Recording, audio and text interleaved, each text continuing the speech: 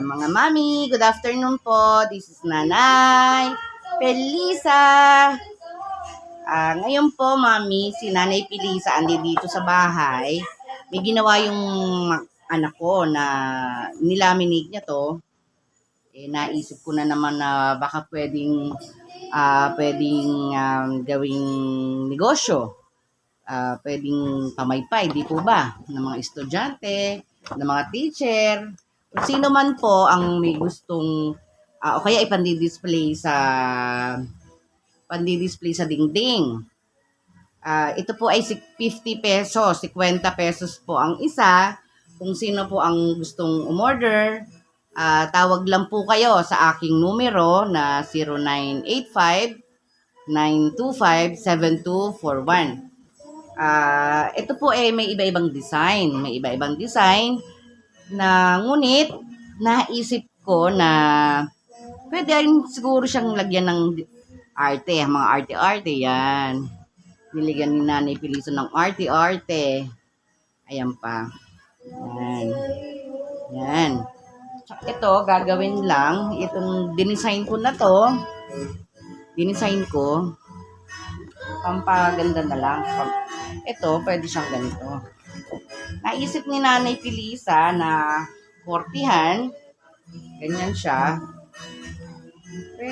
Pwedeng kung sino yung may gustong may mga design na warm naman siya. Tingnan. Warm siya. Sukatin mo lang siyang ganito. Pwede na siyang dekorasyon. Ito ba mga mami? Ayan, tsaka mo siya dikitan. Nakagawa ka na ng arte-arte. Ayan po. Kailangan po nakakaisip tayo ng mga pwedeng pagkakitaan, lalo na single parent. Kaya po sa mga mami na sumusuko, huwag kayong susuko dahil ang buhay laging isipin, minsan nasa taas, minsan nasa baba, basta tuloy-tuloy lang yung pagsisikap, pagtsatsaga, at pagmamahal sa bawat desisyon na ginagawa, sa bawat kung ano man ang mga plano mo, lagi lang, pasensya lang talaga yun ang kaakibat. 110% dapat ganun ang pagmamahal sa isang bagay man o tao.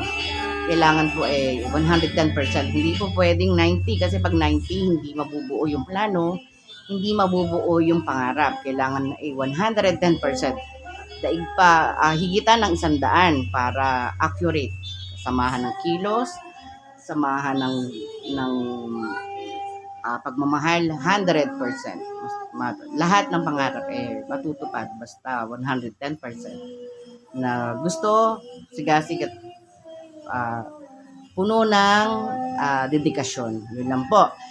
Dito lang po si Nanay Felisa.